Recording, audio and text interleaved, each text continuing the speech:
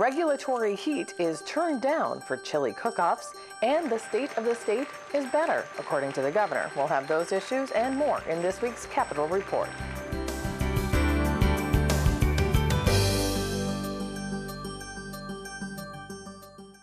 I'm Julie Bartke, and welcome everybody to this week's Capitol Report. The 2014 legislative session will end on May 19th, if not before. Now, with a little more than 2 full weeks remaining, some of the key issues that are unresolved include a second tax bill, the bonding bill, and the supplemental appropriations bill. Dozens of bills have been passed and signed into law, including one that will have chili cook-off fans celebrating. We'll talk about that in a bit. And as session nears its end, so do the legislative careers of many lawmakers. We will talk with one of them a bit later. But first, Governor Mark Dayton gave his annual State of the State address to a joint convention of the House and Senate. With only 2 weeks remaining in the legislative session, his address comes months later than what is typical. His speech touched on the unsession and the goal of creating a better Minnesota. When I ran for governor 4 years ago, I promised a better Minnesota. Tonight I can report that the state of our state is better, much better than it was before. Improving education is closely connected with good jobs and economic growth. It is also closely connected with our citizens' health and well-being. I'm very pleased to report that we have made significant new investments in education, all the way from early childhood through post-secondary, and improved results are beginning to show. Minnesota's highways, roads, bridges, and public transit systems have been underfunded for the past quarter century. Federal funds, state gas tax revenues, license fees, and other traditional sources of transportation funding have not kept pace with escalating project costs. Every day, Minnesotans everywhere suffer the consequences of that serious underfunding. Congested freeways, unsafe 2-lane highways, deteriorating roads and bridges, inadequate public transportation systems. Inadequate transportation systems stifle growth, and they cost us jobs. The future of transportation in Minnesota and the funding for it have to be among the 2015 legislative session's top priorities. The middle class is still struggling in our state and all over our country. There's still too much poverty and inequality. There is too much uncertainty and anxiety about the future. Of the 145,000 Minnesotans who are unemployed, over 1/4 have been without jobs for over 27 weeks. Nationally, that number is more than 1/3. We need more jobs that pay enough to raise families.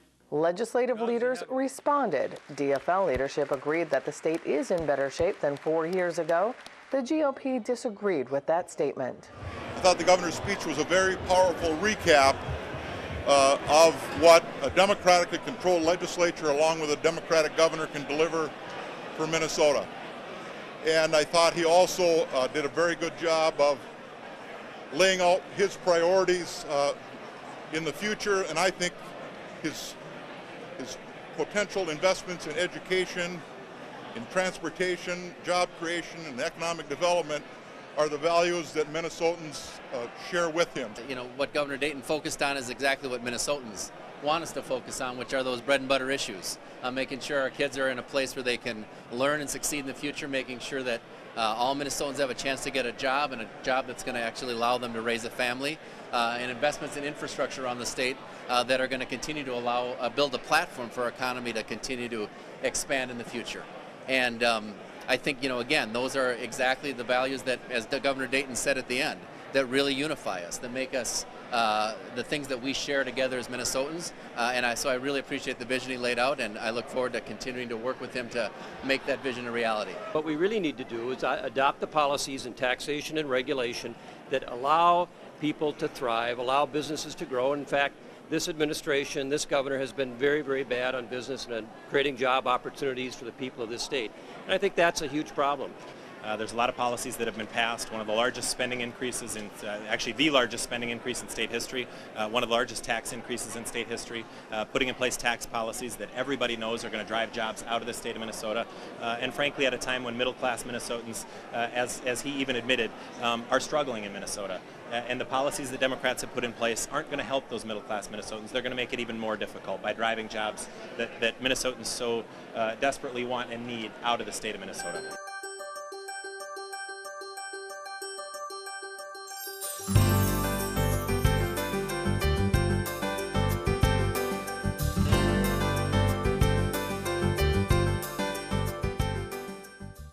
In our discussion on bills that are now law, we have one concerning chili cook-offs. So if you like your chili, you're going to want to hear this. With me right now is Senator Carrie Rood. Thank you. It's your first time on the Capitol Report set. Thank you for joining us. Thank you. But I'm still a freshman again, so we're good. Agreed. And what better reason than chili to bring you in? Absolutely. So let's begin with your legislation. It was actually part of an amendment to a broader bill. And before we get into that language, just kind of tell me the story about your area and how important chili cook-offs are in that area. You know, we try with our chambers of commerce and our local groups to bring people to our communities kind of at odd times of the year. They all come the 4th of July, they all come Memorial Day. And so in the off weekends, we always try to put on events that brings people into our communities so they can see what we're all about and really enjoy the community on a less busier weekend. And so the chili cook-offs and all these little events that we have throughout our area are very, very important to our economy because they do bring a lot of people in. And with that, a lot of people retire in our communities, and we just like to showcase our communities. So the Cross Lake chili cook-off is a long-time tradition, and all of a sudden it became, with the Department of Health, a problem that we couldn't do it any longer. Yeah, and a little bit on that history. It was in 2012 that the Department of Health enforced a regulation that required meat preparation being made on site, that its regulations would be enforced for any meat that was prepared on site. And apparently, according to my research, the participation dropped from 16 participants to 8. So how important was it to you to step in and try to reverse this? Well, you know, we had a great meeting in Cross Lake, and we brought all the stakeholders in, and we had the Chamber and the Department of Health and pretty much everyone else who wanted to weigh in on the issue and talked about how we could solve this. And we came up with a solution. We introduced the bill, and we were told that they would work with us. They didn't like our bill, and of course, we didn't especially like the bill either because we thought we were fine the way we were. And so they promised to work with us. And last year, during the chili cook-off, they didn't work with us, and we had a terrible time, and participation dropped off even more. And that's just not acceptable. So this year, when the opportunity arose, I attached our amendment onto another bill, which created quite a panic. Talk about your language. Well, the language we had just said that it had to be, you had to put a disclaimer on the bowl, and you had to do, you know, it was kind of, it was difficult to work with, but we couldn't get anybody to pay attention to us, and this caused them to pay attention. And so we think we came up with a great solution, and actually the Department of Health came up with the solution because we said, please pay attention. This is important. We need to have this work done, and we did. And so obviously chili cook-offs happen all over the state of Minnesota. So why don't you explain what these exemptions are that are now in place? It's already taken effect. Well, it's very simple. Whatever the event is, they have to put their rules and regulations in force. They have to have a plan of action. Here's what we're doing to keep people safe. Here are the rules. They meaning the event organizers. The event organizers. And then they have to make sure that everyone abides by that rule. They need to make sure that things are cooked safely. And then they need to have a disclaimer for the public that says, understand that this is not commercially prepared. And that's basically it. It's very simple. It just informs the public that this is not commercially prepared. I have to tell you, the strange thing about what they were trying to do before was they said it had to be prepared on site. Well, some of the participants are like the dog groomer and the veterinarian, and I'm thinking that I really don't want my chili prepared there. and as safe as they could be, that's just not a very appetizing thing. So I think preparing it in a safe kitchen is a much better idea, and that's what this does. And you know, from that, we've seen, I just got notification that a chili cook-off in Crosby that was canceled last year because of these regulations is now on. And so May 17th, they're having their 13th annual chili cook-off and charity fundraiser. And so they're very excited because now their event is on, and this small town can have their, you know, make their funds for charity, and that's really important. And you do bring up an important point. This is already law. The governor has signed it. It has already taken effect. How do you spread the word, besides Capitol Report, of course, but how do you spread the word that indeed chili cook-offs do have certain rules that they have to follow, but not necessarily the old rules? Well, I think there's so many communities that were affected by this. They're just celebrating, and I get email after email saying, thank you, because... So you're finding they're aware? Oh, they're very aware, because they were so distressed that they couldn't have their events. And not only that, they all want to abide by the rules. They all want safe cook-offs. They all want to do the right thing. It's not that they didn't. And so throwing these roadblocks in front of them is really hurtful. And our small communities are the treasure of Minnesota. Okay, with those words, Senator Carrie Rood, thank you for joining us on the Capitol Report today. Despite session nearing its end, one committee convened its inaugural meeting on Monday. The Select Committee on Disparities and Opportunities was formed to hone in on issues that prevent some from living the American dream. Although we hope to have this over multiple years, we thought the first year what we should do is really focus on the issue of economic development to include jobs and contracting as well as wealth creation in communities of color. We think that the ability in which to do that really is at the root of a lot of issues. And so we've heard a lot about the war on poverty. In the 50th anniversary this year, the legislature has looked at this issue through a poverty lens. And so though we know that poverty is the issue, we think that the idea of looking at opportunities and solutions to move forward so people move out of that and how do they build wealth in their communities, we think that stabilizes communities and some of the other issues that we face.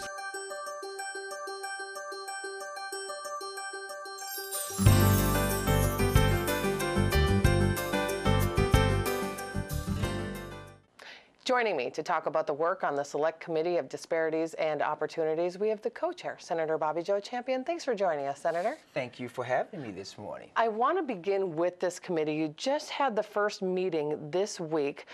Give me a little bit of the background on why it was created.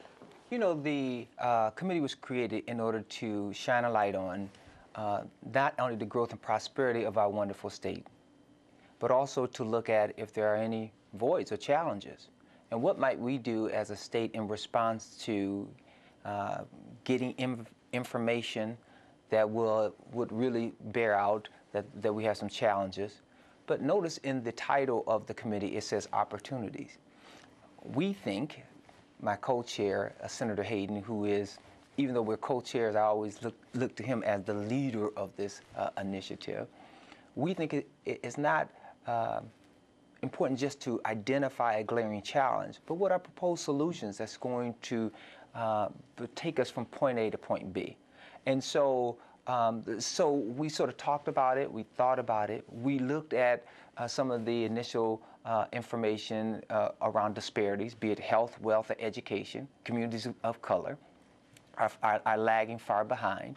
And so we wanted to look at that really closely and try to figure out if we can, what's the problem, right? So let's go a little deeper with that. As presented by the Deed Commissioner at the first meeting, there are several programs that already exist that take on the issue of racial and ethnic disparities dead on. Now, what do you hope this committee will do in relation to what already exists? Well, first, let me say I think that state agencies and Commissioner Katie Clark-Sieben and those at Deeds have been doing a wonderful job. But I think the critical issue that no one has, at least now, up to this point, answered for me is show me the nexus and show me how those programs of those initiatives have improved the state of living or quality of living for communities of color. It's one thing to run a great program, but it's another thing to run a great impactful program. And I think that's what we want to figure out. We want to not only look at the challenges, look at the opportunities, and look at some of the programming that have occurred up to this point, really in a transparent way, you know, not in a negative way, but in a partnership, through a partnership lens, look at how we might look at these initiatives and say if they're working or not working, and if they're not working, what should we be doing? If they are working, how can we replicate it? Because we are always looking for replicatable models by which to improve our quality of life. You brought up the word challenges. Senator Patricia Torres-Ray brought up something that she believes is a big challenge for many people, and that is that sometimes they don't know how to network, and they don't have access to the same networks that perhaps other people do. So how do you legislate this, or how do you try to rectify this? See, I think it's so important that you don't go in having all the answers, right? Because what would be the basis for having the committee come together and for us to, you know, look at this important empirical data and find ways by which to look at how it's impacting our quality of life. And so I believe that we will hear many more questions raised, not only from Senator Patricia Torres-Ray, maybe from even Senator Scowie, who is from, you know, northern Minnesota. And it was so important for us to look at a committee that is as comprehensive as possible, not just from the metropolitan area, but also to include the metropolitan area, the suburbs, to also include northern Minnesota, because we can look at the same issue, but look at it from a different vantage point. And I think it's so important for all of those vantage points to be articulated and at the table so that we can really look at viable solutions. Because you know what they say, that if you're not at the table, then you're on the menu. Well, you're at our table here at Capitol Report, and so I get to ask you another question. I just want to say that I don't see any food on this table. Let me just say that for the record. Okay, you're on record noted. But I do want to ask you, do you believe, Senator, as the co-chair of this, does the onus fall on this committee to try to tighten up some of these loopholes, or is the onus on individuals to figure out what resources and what programs are available to them? You know, I think you often, as usual, raise very good questions, and I think that it's so important for us to understand that we're in this together, right? So it's not one person, it's not one committee. It's important for us to bring various vantage points or to highlight identified issues so that we can all wrestle with them together. I find it somewhat challenging when we think in terms of the educational institutions and the state of our kids, when you think in terms of the achievement gap, and then you have some people just saying it's the teacher's fault. Well, hold it. How can it just be the teacher's fault?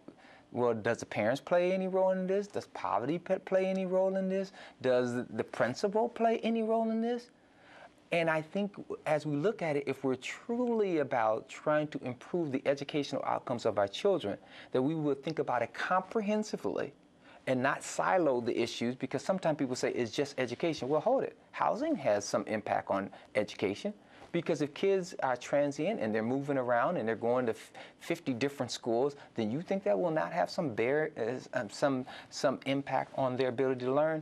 I use that same analogy when we look at communities of color and their plight and the achievements or growths or challenges that they're experiencing. It takes all of us to look at the issue, look at it honestly, but also be motivated to say, what must I do to serve in order to change this trajectory? Okay, Senator, we're out of time. We will track the committee as it progresses. 6 more meetings left, I believe. So thank you for your time during this busy time of session. We appreciate it. Well, thank you for having me. I would hope that the next time I come, that at least I can get a cookie.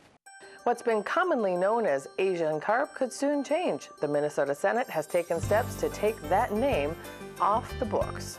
Words do matter.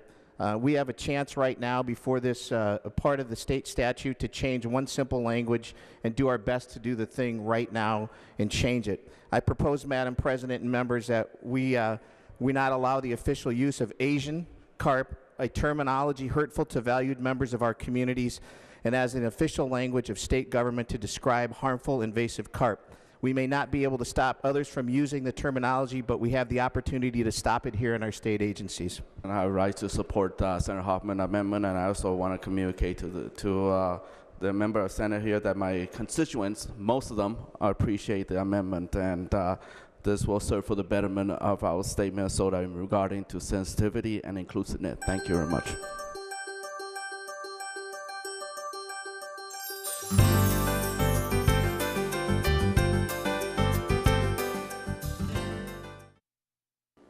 Representative Tom Huntley has appeared on Capitol Report countless times in his 22 years in office. This could be his last. He is stepping down after this session, and he joins me now to talk a little bit about his tenure here at the legislature. Thanks for joining us. Pleasure to be here. So, Representative Huntley, let's begin with 11 terms. What made you decide to step down now? Well, I've been talking with my wife for about a year about this, and we just decided that it was time for me to move on. I'm not looking to retire.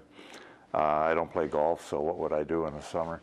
But I'm really interested in the primary care crisis that's coming and what impact that's going to have on the rural parts of the state. So I would just like to focus on those two things. And for the sake of our viewers, you spent a considerable amount of your time here as chair of the Health and Human Services Committee in the House.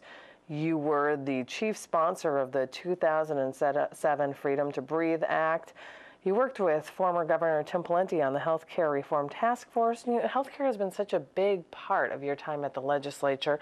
What do you consider your greatest accomplishment? I know that's an easy question, but really, out of all of those accomplishments, can you hone it down to one? Well, it'd be a toss-up between freedom to breathe. That will have a huge impact on disease and healthcare spending in the state. But I think the other, probably even better, was in 2007 we set up what's called the Healthcare Transformation Task Force, and the governor appointed myself and Cal Ludeman as the chairs of that. And we set up, we gave advice to the governor and to the legislature about where we thought the healthcare system should go. And included in that was the what Minnesota are called healthcare homes. The rest of the country, they're called medical homes. And these are designed at treating people that have chronic illnesses and trying to keep them relatively healthy and out of the hospital. For 70% of our population are very healthy, and maybe they go to a doctor once a year for a physical, and they don't cost practically anything. But when people start to get chronic illnesses, 80% of what we spend in healthcare is spent on chronic illnesses, and 50% is spent on just 5 chronic illnesses, which are diabetes, asthma, coronary artery disease, congestive heart failure, and depression. So just those 5 diseases is half of the money that we spend. And if we can keep those people relatively healthy, you can save a lot of money. It almost feels like we're talking about a piece of your legislation right now. Well, that's what we did, and we passed that in 2008, and a lot of stuff that people don't really understand from that bill is buried in the Affordable Care Act. And by the way, the people that take people with chronic illnesses and keep them out of the hospital are primary care docs, generally pediatricians, family practice docs, general internal medicine. In this country, unlike the rest of the industrialized world, we're way tilted towards specialists, particularly how we pay them.